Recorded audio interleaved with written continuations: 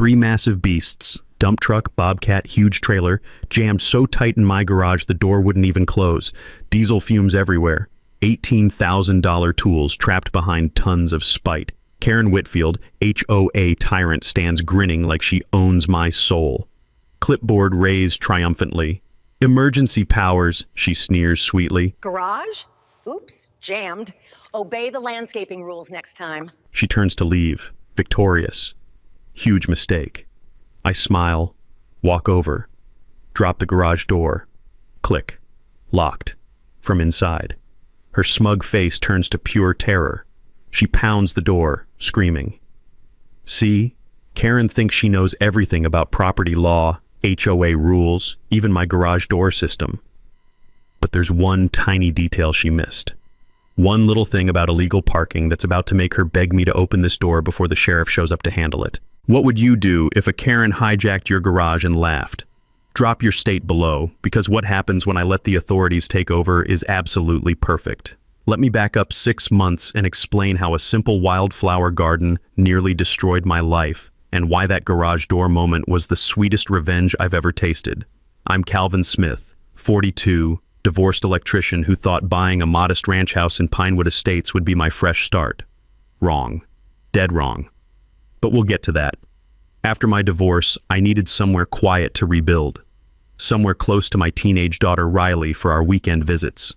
Pinewood Estates looked perfect. 1970s subdivision, tree-lined streets, neighbors who minded their own business. The garage sold me. Big enough for my electrical workshop, all my tools, the van, everything I needed to keep my contracting business running. The smell of sawdust and metal shavings in that garage became my therapy. Riley loved helping me organize the toolboxes, learning about voltage meters and wire strippers, the satisfying click of tools fitting perfectly into foam cutouts. Father-daughter bonding over electrical work. Not exactly conventional, but it worked for us. Pinewood Estates seemed like the kind of place where people just lived their lives. Most residents were retirees or working families like mine. Morning walks revealed the real neighborhood rhythm. Coffee brewing at 6 a.m., sprinkler systems hissing across identical lawns, the distant hum of lawnmowers creating suburban symphony. The HOA formed 15 years back when tech companies started expanding nearby and property values climbed, but the $85 monthly dues seemed reasonable for basic maintenance. The gentrification pressure was subtle but real. Original residents, blue-collar families, retirees on fixed incomes, suddenly sharing streets with tech workers who could afford aggressive landscaping upgrades. Most people adapted fine. Most people weren't Karen Whitfield. Picture this. 58 years old, retired insurance adjuster with the personality of a tax audit. Lives in the biggest house on Maple Street with a lawn so perfect it looks spray-painted green. Every blade of grass exactly 2 inches tall. Drives a white Lexus SUV that never has so much as a water spot, parked precisely centered in her driveway like she used a ruler. Karen's been HOA board president for 6 years, treating that title like she's mayor of a small city. She has this talent for weaponizing rules against residents she deems undesirable. Commercial vehicles, business operations, wrong mailbox colors, anything that doesn't fit her vision of suburban perfection gets the Karen treatment. And apparently, divorced electricians with wildflower gardens make her list. Here's where my problems started. I planted native wildflowers in my front yard. Not marijuana, not a junkyard, wildflowers. Drought-resistant California poppies and lupines that save water, support local bees, and look absolutely beautiful. The sound of bees humming through those flowers on summer mornings was the most peaceful thing I'd experienced since the divorce papers were signed. 1 week later, I'm drinking coffee and watching Riley pick flowers for her room when I hear the crisp snap of expensive paper hitting my front door. Violation notice. Heavy letterhead, embossed seal, the works. Non-conforming landscaping disrupts neighborhood aesthetic harmony. Property owner must install appropriate turf grass within 10 days or face $50 daily fine. $50 a day for wildflowers that were saving me $200 monthly on water bills. I researched the original HOA charter that night, reading every paragraph by the blue glow of my laptop screen. Guess what? No specific ban on native plants anywhere. The founding document has actually encouraged environmentally conscious landscaping choices. But Karen's interpretation of aesthetic harmony apparently meant every yard should look like Augusta National. I called the HOA office the next morning. Karen's voice could freeze summer. "Mr. Smith, the board has determined your landscaping choice is inappropriate for our community standards." "Which specific bylaw does it violate?" Long pause. You could hear her grinding her teeth. "The general aesthetic provision. I'd like to see that in writing with the specific ordinance number." "I don't appreciate your tone, Mr. Smith. Perhaps you'd be more comfortable in a neighborhood with looser standards." Click. She hung up on me. That's when I knew this wasn't about landscaping. This was about Karen Whitfield deciding I didn't belong in her perfect little kingdom. And that's when this whole thing started getting interesting. Karen didn't waste time. The harassment started the very next day. I'm loading my van for a job when I notice her across the street, professional camera in hand, documenting my violations like she's gathering evidence for war crimes tribunal. Click, click, click. My van, my driveway, my wildflowers, even my mailbox got the paparazzi treatment. "Just ensuring community compliance," she calls out sweetly when she catches me staring. This went on for 2 weeks. Every morning, Karen's little photography session. She'd show up with her clipboard and camera, sometimes bringing Mrs. Henderson from 3 houses down as a witness. Henderson's 70-something and follows Karen around like a lost puppy, nodding at everything she says. The smell of Karen's overpowering perfume would drift across the street, something floral and aggressive that probably cost more than my monthly electric bill. Riley started calling it the mean lady's stink cloud, which honestly wasn't far off. But Karen wasn't just taking pictures. She was building a case against my work van. "That's a commercial vehicle," she announced one morning, pointing at my perfectly normal Ford Transit. "Commercial vehicles are prohibited in residential driveways overnight." I'd done enough electrical work for lawyers to know about research, so I spent that evening digging through HOA bylaws. Turns out there's this legal principle I remembered from a property dispute I'd wired years back. Something about how enforcement has to be reasonable and uniform. You can't pick and choose who gets cited while ignoring identical violations from your friends. Document every similar violation they ignore, and you've got solid legal defense if they try to fine you. Started my own documentation project the next day. Security cameras covering my driveway and front yard, nothing fancy, just enough to record Karen's daily surveillance missions. More importantly, I started cataloging every violation in the neighborhood that Karen conveniently ignored. Mrs. Garcia had roses and lavender instead of grass. The Patels had a rock garden with succulents that definitely wasn't appropriate turf grass. And guess whose house had decorative shrubs instead of lawn in her front flower bed? Karen's buddy, Mrs. Henderson. The sound of my camera clicking as I documented their yards felt like sweet justice. Two could play the photography game. I documented everything methodically. Photos with GPS coordinates, timestamps, violation notices sent to me versus the complete radio silence about everyone else's non-conforming landscaping. Karen was targeting me specifically, and I was building an evidence file that would prove it in court if necessary. Then Karen made the mistake that changed everything. She escalated to county code enforcement, claiming I was running an unlicensed business out of my garage. One Tuesday morning, I come home from installing ceiling fans at a dental office to find a county inspector wandering my property with a clipboard and the most serious expression I'd seen outside a funeral. "Someone reported illegal commercial activity," he explains, checking his notes. "Home-based electrical work without proper permits." My stomach dropped like a broken elevator. If Karen managed to get my electrical contractor license suspended, I'd lose everything.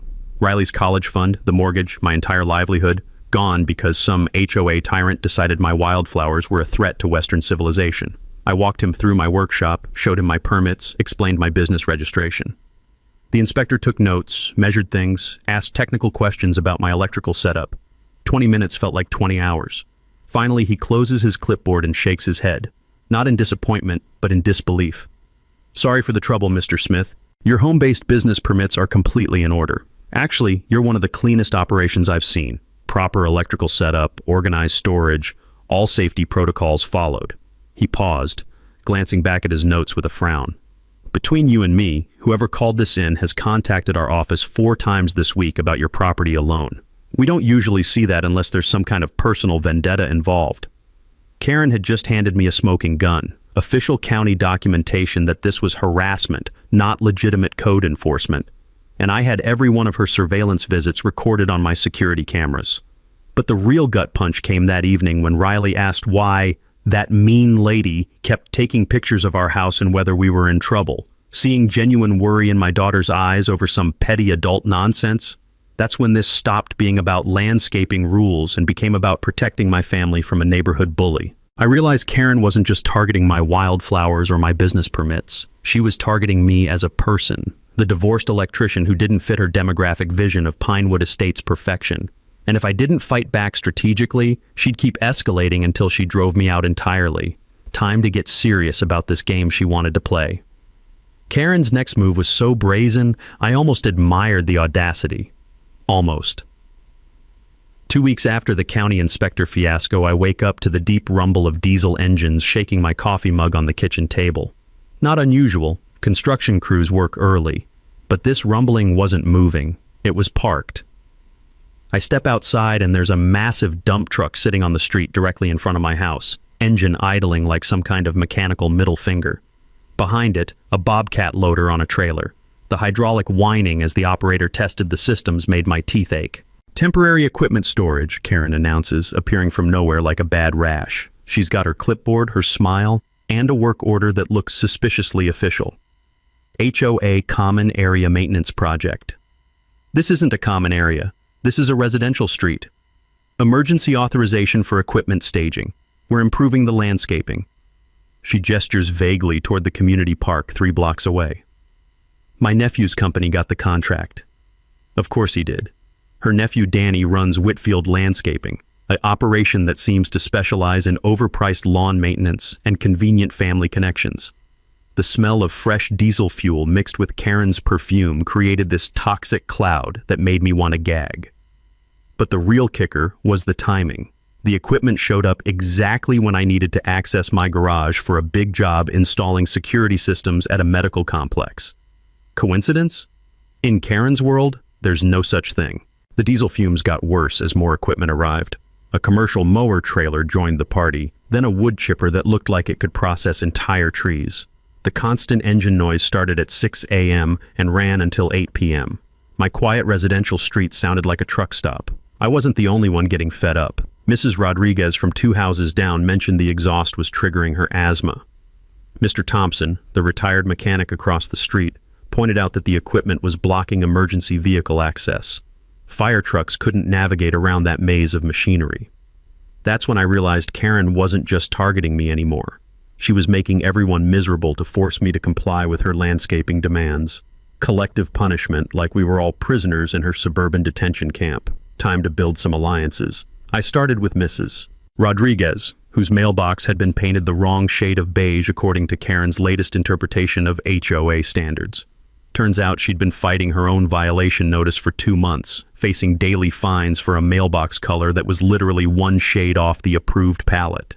Mr. Thompson had his own Karen story. His fence stain was apparently too brown and needed to be a more neutral earth tone. The man's a 70-year-old retired mechanic who built that fence with his own hands, and Karen wanted him to restain the entire thing because of a color chart dispute. The more people I talked to, the clearer the pattern became.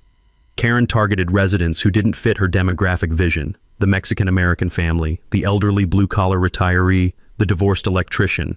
Anyone who might lower her precious property values got the special treatment. We started meeting at Rodriguez Family Cafe downtown, a little place where the coffee's strong and the owner doesn't care if you spend 2 hours discussing HOA politics. 8 families showed up to that first meeting, each with their own Karen horror story. The texture of those worn vinyl booth seats became familiar as we shared our experiences and realized we weren't alone. But Karen has her spies everywhere. The very next day, every single person who attended our coffee meeting received violation notices. Mrs. Rodriguez got cited for excessive decorative plants in her front yard, the same rose bushes that had been there for 15 years. Mr. Thompson's fence stain was suddenly an urgent compliance issue requiring immediate correction. My wildflowers got upgraded to a neighborhood safety hazard because they might obstruct sightlines. Then came the nuclear option that proved Karen had completely lost her mind. Mrs. Rodriguez's Honda Civic got towed from her own driveway. The violation notice claimed it was a commercial vehicle because it had a small vinyl decal advertising her cleaning business, a Honda Civic, with a business decal the size of a bumper sticker. But here's the kicker I discovered when I helped her get the car back. The towing company? Danny's Landscaping also runs a towing service. Karen's nephew made $300 impounding a Honda Civic for a violation that doesn't exist in any HOA bylaw. I was loading my van the next morning when I saw Mrs. Rodriguez crying on her front steps, holding the impound notice. A 60-year-old grandmother who'd lived in this neighborhood for 20 years, reduced to tears because Karen Whitfield decided her car didn't belong. That's when I knew we weren't just fighting for our own properties anymore. We were fighting for the soul of our neighborhood. Karen had just revealed this wasn't about maintaining standards. It was about making money off manufactured violations while driving out anyone who didn't fit her vision. The sound of Mrs. Rodriguez sobbing while her neighbors rallied around her with hugs and support became the moment everything changed. We weren't just individual homeowners anymore. We were a community that had just discovered our HOA president was running an extortion racket. And communities don't just fight back, they investigate. Karen's equipment invasion had been annoying. What came next was a masterclass in psychological warfare. Over the next 3 days, I watched those massive trucks slowly migrate closer to my property like mechanical vultures circling roadkill. First, they moved from the street to the edge of my driveway for better access to the worksite. Then they repositioned for safety reasons, because apparently a dump truck needed to be precisely 12 feet from my garage door to protect neighborhood children. The smell of hot asphalt and diesel exhaust became a permanent fixture in my yard. Riley started complaining of headaches when she visited on weekends. The constant rumble of idling engines made relaxing in my own home impossible. Worse, I had a major job starting Monday, upgrading the electrical system at a medical complex, and all my specialized equipment was locked in that garage. But Karen's timing was surgical. She moved the final pieces into position Tuesday morning while I was across town installing new circuits at a dentist's office. When I came home that evening, 3 massive vehicles formed a perfect blockade. Dump truck parked perpendicular to my driveway. Bobcat loader angled to block the side access. Commercial trailer positioned to eliminate any hope of maneuvering around them. My garage was completely inaccessible. $18,000 worth of electrical tools and equipment trapped behind a wall of steel and spite. Karen stood in my driveway like a victorious general surveying conquered territory, clipboard clutched against her chest like battle armor. Emergency relocation, she announced with that smile that could curdle milk. Public safety concerns required immediate action. What public safety concerns? Equipment staging conflicts with emergency vehicle access. The fire department requested repositioning for optimal response protocols. I'd done enough electrical work at fire stations to know that was complete nonsense. Emergency vehicles need clear access to hydrants and building entrances, not garage doors. But arguing with Karen was like trying to reason with a tornado, pointless and potentially dangerous. The real genius of her trap became clear when I tried to open my garage door. Nothing. The remote control clicked uselessly in my hand. She'd had her nephew's crew disconnect the power while positioning their equipment, claiming accidental damage during repositioning procedures. Manual release? The backup system required pulling a red cord inside the garage. But with 3 tons of machinery blocking the door, I couldn't even squeeze through the gaps to reach it. Karen had just locked away my livelihood and stood there acting like she'd done me a favor. My stomach dropped as the implications hit.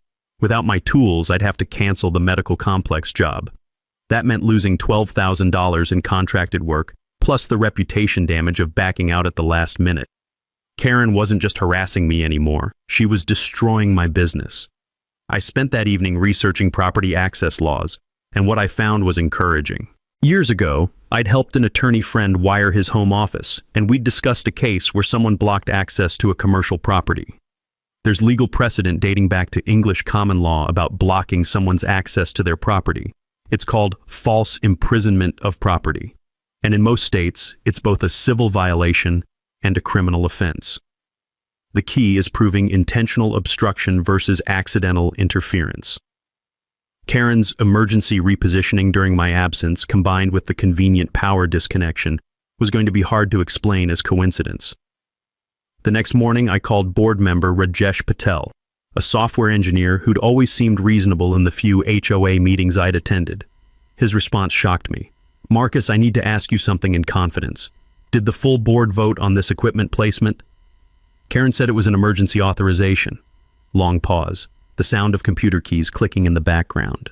"We haven't had a board meeting in 6 weeks. Karen's been making decisions unilaterally and claiming board approval after the fact. I've been documenting it, but she controls all the official communications. That's when the pieces clicked together. Karen wasn't just abusing her authority, she was operating outside it entirely. Every board decision she'd cited, every official policy she'd enforced, every fine she'd threatened, all unauthorized actions by someone drunk on imaginary power. But the real bombshell came when Patel shared what he'd discovered about the landscaping contract. Danny Whitfield's company was never properly vetted. No competitive bidding, no conflict of interest review, no board approval. Karen awarded her nephew a $12,000 annual contract and backdated the paperwork to make it look legitimate. I'd stumbled into something much bigger than harassment. This was fraud. The biggest twist hit me Wednesday evening when my electrician buddy Jake called with information that made my head spin. He'd been working on Karen's house the previous week, upgrading her electrical panel, and noticed something that didn't add up. Marcus, she's got a full apartment back there in her converted garage. Kitchen, bathroom, separate entrance, the works. Someone's definitely living there. I saw personal belongings, food in the fridge, everything. But when I asked about the electrical load for a rental unit, she got real defensive and said it was just storage space. Illegal rental income, in a neighborhood zoned for single-family residences only. I felt that electric thrill you get when all the circuit breakers align perfectly.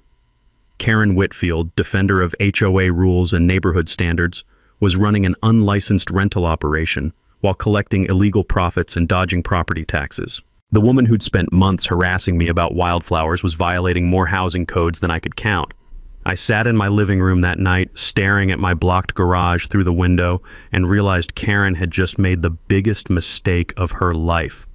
She'd trapped my tools, but she'd also trapped herself in a web of lies, fraud, and regulatory violations that would make her wildflower complaints look like jaywalking tickets.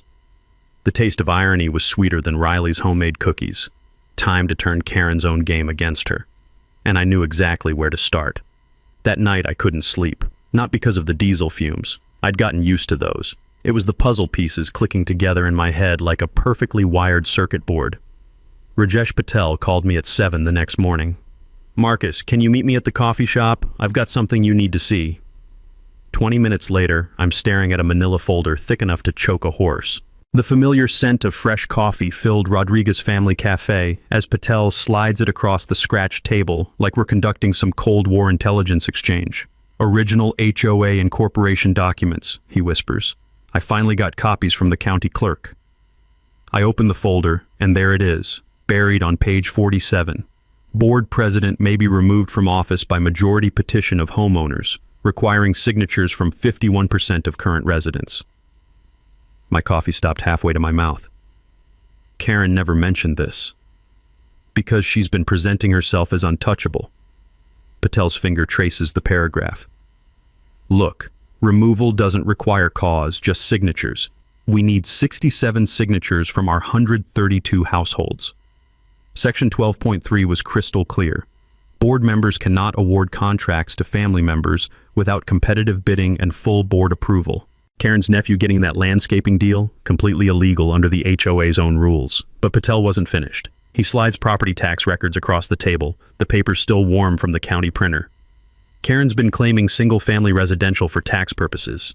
But if Jake's right about that garage conversion, he pulls out his calculator. She's been dodging $4,000 yearly in property taxes, 6 years of illegal rental income, $24,000 in unpaid taxes, plus penalties and interest. The beautiful irony hit me like 220 volts through wet hands. Karen Whitfield, harassing neighbors about wildflower gardens, was committing actual tax evasion while operating an illegal business in violation of zoning laws. "There's more," Patel continued, glancing around the busy cafe. "Danny's double billing the HOA. We pay for common area maintenance, but half the work is on Karen's personal property. Trimming her hedges, power washing her driveway, all charged as association expenses, $12,000 yearly for landscaping that used to cost $4,000. The texture of those invoices felt like evidence between my fingers. Karen had been funneling $8,000 annually into her family's pockets while threatening neighbors with fines over mailbox colors. "One last thing," Patel said quietly. "I reached out to other board members. Karen's been forging meeting minutes for 8 months. Claiming unanimous votes on decisions we never discussed. Every board approval she cited to you, complete fiction." My phone buzzed with Jake's text. Talked to county code enforcement. Karen's garage conversion has no permits. Kitchen, bathroom, electrical, plumbing, all illegal installations. One complaint shuts her down immediately. I leaned back in the vinyl booth, feeling the cracked upholstery against my shoulders as the full scope became clear. Karen wasn't just a petty tyrant, she was running sophisticated embezzlement disguised as HOA governance. The violation notices, the harassment, the selective enforcement, all designed to distract from her actual crimes. Then Patel mentioned something that made my electrician's brain light up. Thompson's daughter works for the regional newspaper. She's been asking questions about HOA abuse stories. Apparently there's growing interest in corruption at the local government level. Media attention, public scrutiny. The one thing people like Karen fear most, exposure. I sat there surrounded by the comforting sounds of neighborhood life and realized the power dynamic had just shifted completely. Karen thought she held all the cards, but she'd been playing with a marked deck that was about to get her thrown out of the game entirely. The question wasn't whether I could fight back anymore. The question was how strategically I wanted to dismantle Karen's illegal empire. Legal removal through petition, financial exposure through tax investigation, media pressure through corruption reporting, criminal charges through code enforcement complaints, looking at those trucks still blocking my garage, trapping my livelihood behind manufactured authority. Time to show Karen what happens when you pick a fight with someone who knows how to wire the whole system. The next morning I woke up with the kind of clarity that only comes from having a perfect plan. Karen had given me all the tools I needed to destroy her little empire. I just had to use them strategically. First stop, Mrs. Rodriguez's kitchen table, which had become our unofficial war room. The smell of fresh coffee and homemade churros filled the air as 8 neighbors crowded around laptop screens and printed documents. Riley was at her friend's house, which was perfect. This was adult business that required serious focus. We need 67 signatures, I explained, spreading Patel's research across the scratched wooden surface. That's 51% of our 132 households. But we can't just knock on doors randomly. We need to target people who've been affected by Karen's overreach. Mrs. Rodriguez had been keeping a list, her handwriting shaky with anger. The Johnsons got fined for Christmas decorations staying up too long. The Smiths got cited for parking their RV in their own driveway. The Williams family got harassed about their vegetable garden.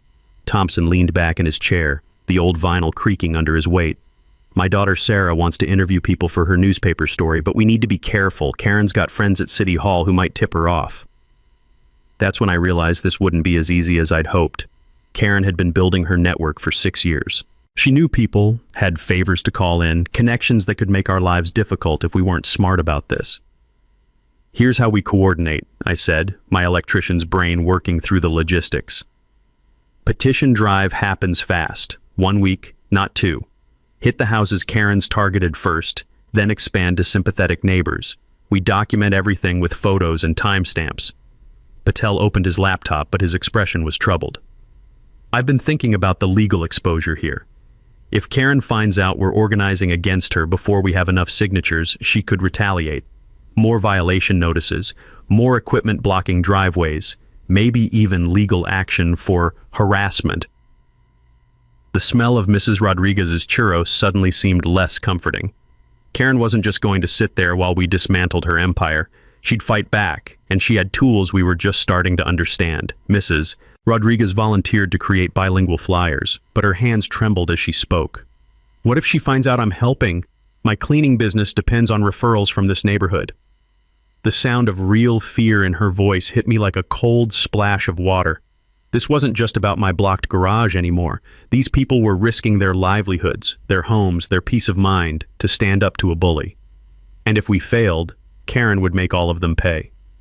Thompson's mechanical expertise became crucial for the timing. Those trucks blocking your garage, they're violating county parking ordinances. Fire lane access, distance from hydrants, overnight commercial vehicle storage in residential areas. But here's the thing. If we report them too early, Karen might move them before we're ready. The coordination required military precision. Sarah Thompson arrived that afternoon with her reporter's notebook, bringing both opportunity and risk. The texture of her business card felt like either victory or target practice, depending on how this went. I've been tracking HOA corruption stories statewide, she explained, but I need to warn you, once this story goes public, there's no going back. Karen will know exactly who's behind it. We spent 2 hours walking her through Karen's pattern of harassment, but every revelation felt like we were loading ammunition for both sides. Sarah's questions got sharper as the scope became clear, but so did the potential for retaliation. The door-to-door campaign revealed just how deep Karen's intimidation went. The Garcias whispered their story about the $300 fine for their St. Francis statue, constantly glancing over their shoulders like Karen might materialize from thin air. The Patels had been too afraid to challenge their rock garden violation, worried about making things worse. Each signature felt like victory and vulnerability combined. By day 5, we had 43 confirmed signatures, but also 3 families who'd been approached by Karen with friendly warnings about troublemakers in the neighborhood. Karen was on to us. The real breakthrough came when Jake called with urgent news from his county contact. They're ready to inspect Karen's property, but there's a problem. Someone's been calling the code enforcement office claiming harassment by disgruntled neighbors. They're asking for documentation that this isn't retaliation. My stomach dropped. Karen was already working her connections, trying to frame our legitimate complaints as petty revenge. We needed to move faster, hit harder, coordinate everything perfectly. Anonymous tips filed with tax assessor. Media interviews scheduled for next week. Petition signatures at 58 and climbing, but Karen's counter-campaign intensifying. All the pieces were in position, but so were hers. The smell of battle was in the air, and the taste of it was equal parts excitement and terror. Time to spring the trap and find out who really controlled this neighborhood. Karen's counterattack came faster and more vicious than I expected. Monday morning, every single person who'd signed our petition found an official-looking envelope taped to their front door. Not mailed, hand-delivered in the dead of night like some kind of suburban terrorism campaign. I opened mine while Riley ate breakfast, the sound of her spoon clinking against her cereal bowl suddenly the only normal thing in my world. "Notice of Property Value Impact Assessment," the letterhead screamed in bold red text. "Recent organizing activities by certain residents may negatively impact property values throughout Pinewood Estates. Homeowners insurance and mortgage companies have been notified of potential neighborhood instability." My coffee turned to acid in my stomach. Karen was threatening to torpedo everyone's property values and insurance rates. But the really sick part? The letterhead looked official enough to fool most people, complete with fake county seal and legal-sounding language. Riley looked up from her cereal, sensing the tension. "Dad, is everything okay?" "Everything's fine, sweetheart. Just neighborhood stuff." But my hands were shaking as I folded the letter. If Karen could convince mortgage companies that our neighborhood was unstable, she could literally force people into foreclosure. Mrs. Rodriguez called 20 minutes later, her voice breaking. "Marcus, my mortgage company called. They're reviewing my loan because of community disruption reports. And there's something else. There's a 4th truck now." I drove over to see Karen's latest escalation, and the sight made my blood boil. A massive cement mixer had joined the blockade, completely sealing off my driveway. The diesel fumes were so thick I could taste them burning my throat, sharp and chemical. But worse, the positioning wasn't just blocking my garage anymore. It was blocking my front door access too. Karen stood in the middle of it all like a general surveying her battlefield, talking to a man in a county inspector's uniform. The sound of hydraulic systems testing echoed off the houses like mechanical screaming. "Mr. Smith," she called out sweetly as I approached. "I was just explaining to Inspector Williams about the safety concerns your organizing activities have raised. Apparently gathering neighbors for meetings violates our community guidelines about commercial activities." The inspector looked embarrassed to be there. "Sir, I've received reports about unauthorized assembly and potential business operations. I'm required to investigate any complaints about home-based commercial activity. My electrician's license could be suspended if they found evidence of unlicensed business operations." Karen had just weaponized county code enforcement against our petition drive, threatening my livelihood while claiming our neighborhood meetings violated zoning laws. But her biggest mistake was underestimating how angry her threats had made everyone. Thompson called an emergency meeting that evening at his house, family barbecue, to avoid zoning violations. The smell of actual burgers sizzling on his grill provided cover as 22 families crowded into his backyard, faces grim with determination. "She's threatening our property values," Mr. Garcia said, waving his intimidation letter. "My mortgage company called asking about neighborhood disputes. This could tank my refinancing." Mrs. Rodriguez was fighting back tears.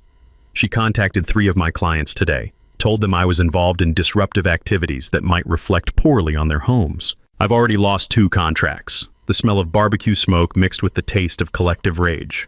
Karen had crossed the line from harassment to economic warfare, targeting people's livelihoods and homes. Then Sarah Thompson delivered the bombshell that changed everything. I got a call from the Peterson family, she announced, flipping through her reporter's notebook. They want to recant their statement about Calvin threatening Karen. Turns out Karen offered to waive their HOA dues for 6 months in exchange for signing a complaint they never actually witnessed. The backyard fell silent except for the hiss of Thompson's grill. Karen had been manufacturing evidence, bribing neighbors to support her harassment campaign. The Petersons have the text messages, Sarah continued. Karen's exact words. A small favor for the community, and your dues situation becomes more manageable. They're willing to go on record. I felt that familiar electric thrill, but it was mixed with something darker. Bribery, fraud, extortion. Karen had just handed us criminal evidence, but she'd also shown she was willing to destroy innocent families to protect her power. Patel had been quietly working his laptop throughout the barbecue. There's more. Karen called an emergency board meeting yesterday, except she never notified the other board members. She's planning to pass a resolution banning political activities and imposing $1,000 fines for community disruption. And, he added grimly, she's hired Andrews, Mitchell and Associates. They specialize in HOA harassment litigation. Karen's planning to sue anyone who continues with the petition drive. The backyard fell silent. Karen wasn't just fighting dirty, she was going nuclear, willing to bankrupt families and destroy the neighborhood to maintain her stranglehold. But as I looked around at 22 determined faces illuminated by barbecue flames, I realized Karen had made her biggest tactical error. Instead of dividing us with fear, she'd united us with righteous anger. Good, I said finally, raising my beer bottle. Let her hire lawyers and threaten mortgages, because what she doesn't know is that we've got 63 signatures, the media's exposing her corruption tomorrow, and county code enforcement is inspecting every illegal thing she's been hiding. The taste of victory mixed with barbecue smoke. Time to show Karen what happens when you wage war against people defending their homes. Karen's final play was desperate, sloppy, and absolutely perfect for what I had planned. Wednesday morning, I wake up to pounding on my front door and the sound of official voices. Through the window, I see 2 sheriff's deputies, a woman in a business suit, and Karen hovering behind them like a vulture in designer clothes. Marcus Smith? The taller deputy checks his clipboard. We have a temporary restraining order regarding harassment of Ms. Karen Whitfield and disruption of community peace. The papers felt surreal in my hands. Karen was claiming I'd threatened her physical safety, organized mob intimidation tactics, and created a hostile environment that endangered her well-being. The restraining order prohibited me from organizing meetings, distributing materials, or coming within 100 feet of her property. This is harassment, I said, keeping my voice level despite wanting to scream. That's for the court to decide, sir. Please review the documents carefully. The woman in the suit stepped forward as the deputies left. Mr. Smith, I'm Rebecca Andrews from Andrews, Mitchell and Associates. My client is prepared to file additional civil suits against you and your co-conspirators for defamation, property value damages, and intentional infliction of emotional distress. However, she's willing to consider a settlement if you cease all organizing activities immediately. Karen's smile behind her lawyer was pure poison. She thought she'd won, but her restraining order had just triggered the biggest mistake of her life. I called Patel the moment they left. Emergency meeting, tonight, but not at anyone's house. Karen will claim violation of the restraining order. We gathered at Rodriguez Family Cafe after closing time, Mrs. Rodriguez letting us in through the back door. The smell of lingering coffee and fried food couldn't mask the tension as 28 neighbors crowded into the small restaurant, voices low and urgent. She's trying to make this illegal, Thompson said, his weathered hands shaking with anger. First the threats, now the courts. What's next, calling us terrorists? But Sarah had been busy.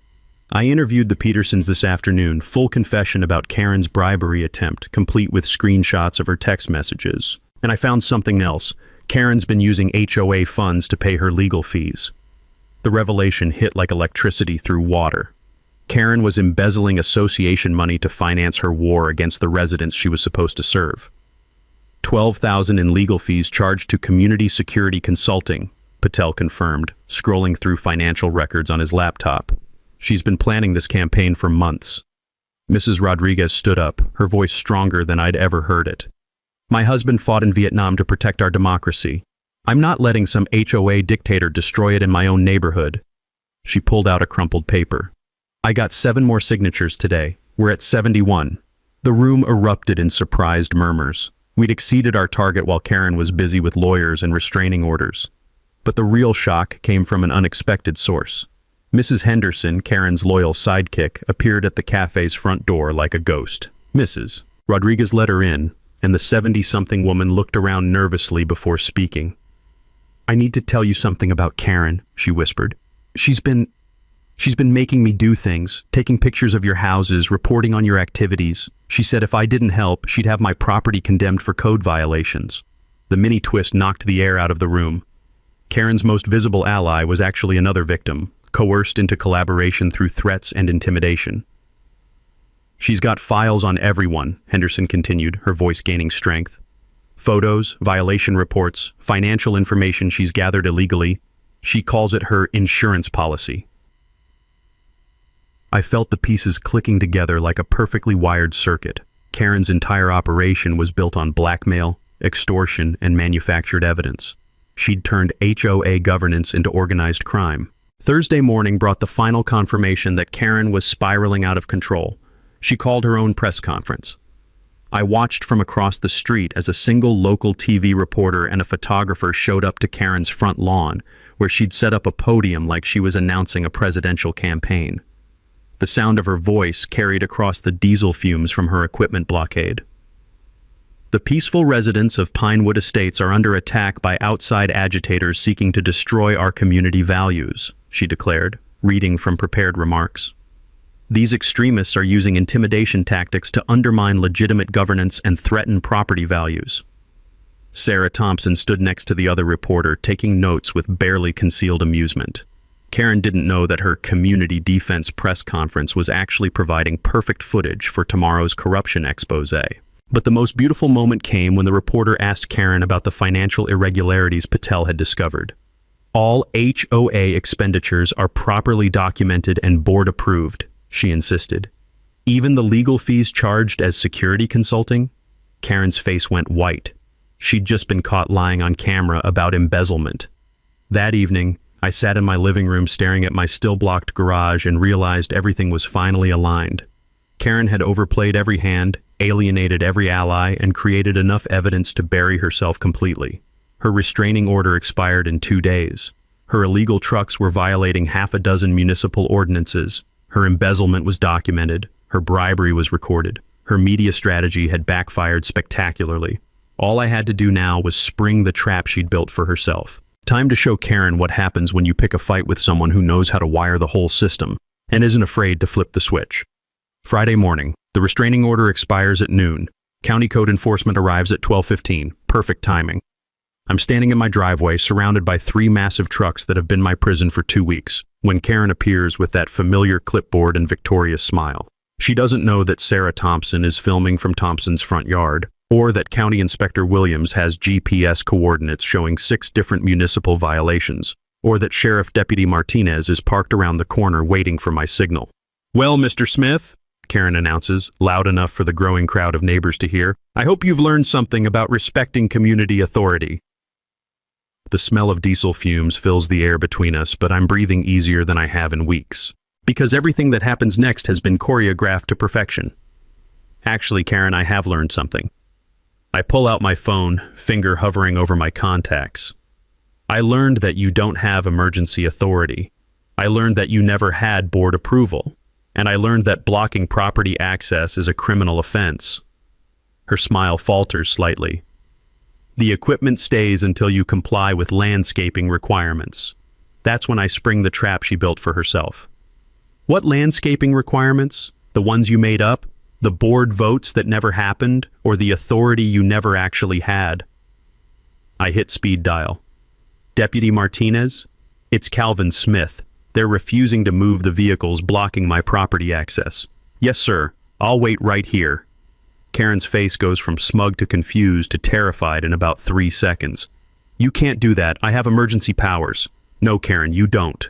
The sound of the sheriff's cruiser pulling up draws more neighbors from their houses. Mrs. Rodriguez, Thompson, the Patels, the Garcias, they've all been waiting for this moment. Sarah Thompson switches from hiding to openly filming as Deputy Martinez approaches with his citation book. Ms. Whitfield, the deputy says professionally, these vehicles are in violation of County Ordinance 15.2.4 regarding property access obstruction. You have 30 minutes to clear the area before we call county towing. This is harassment, Karen shrieks, her composure finally cracking. This man has been organizing illegal activities, threatening property values, undermining community stability. That's when County Inspector Williams arrives with his clipboard and a very serious expression. The timing is beautiful. I'd called ahead to coordinate their schedules. Ms. Whitfield, we're here about reports concerning unpermitted construction at 1247 Maple Street. Specifically, an illegal residential conversion and unreported rental income. The look on Karen's face was worth 2 weeks of blocked garage access. Pure terror as her secret empire started crumbling in front of half the neighborhood. But the best part was still coming. More neighbors gathered, drawn by the commotion. County towing trucks rumbled onto the scene. Sarah's news camera captured everything, and that's when I delivered the line I'd been saving for this exact moment. Karen, I said loud enough for everyone to hear, this was never about landscaping or parking or community standards. This was about you deciding that you get to control how everyone else lives. But here's what you never understood. I walked over to my garage door, pulled out my remote control, and pressed the button. The mechanism clicked, whirred, and slowly lifted the door to reveal my organized workshop, my tools, my equipment, everything exactly where it belonged. You never actually had the power you thought you did. The garage door opening felt like a curtain rising on the final act. Karen stared at my accessible workshop, her mouth hanging open like a broken circuit. How the power was disconnected. I'm an electrician, Karen. I fixed it. I smiled at her confusion. Tuesday night, after you had your nephew's crew accidentally damage my system. Took about 20 minutes to bypass their sabotage and install a backup power source. The crowd of neighbors started laughing. Not mean laughter, the kind of relieved, cathartic laughter that comes when a neighborhood bully finally gets exposed. Thompson stepped forward, holding a thick folder. Karen, this is a petition signed by 74 residents requesting your immediate removal from the HOA board for violation of fiduciary duty, conflicts of interest, and exceeding your authority. Sarah Thompson raised her voice from behind her camera. Ms.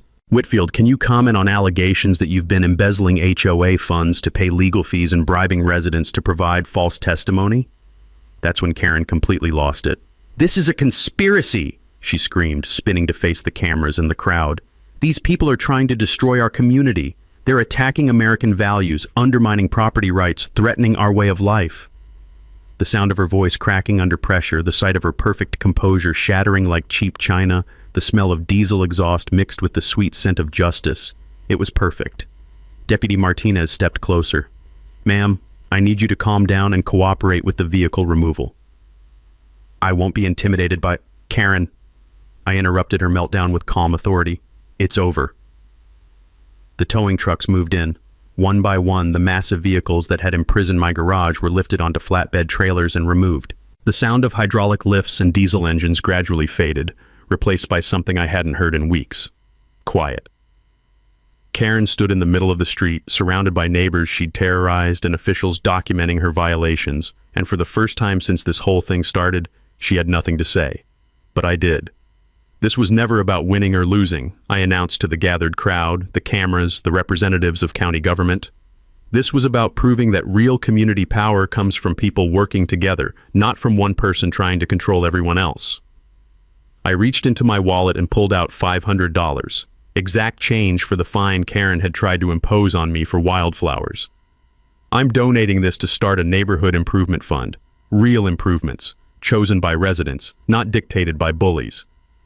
The applause started with Mrs. Rodriguez and spread through the crowd like electricity through a properly grounded system. Sarah's camera captured everything. The community celebration, Karen's public humiliation, the garage door standing open like a symbol of liberation. Karen tried one last desperate play. This isn't over. My lawyers will... Your lawyers are being paid with embezzled HOA funds, Patel announced, holding up financial records. Good luck explaining that to the district attorney.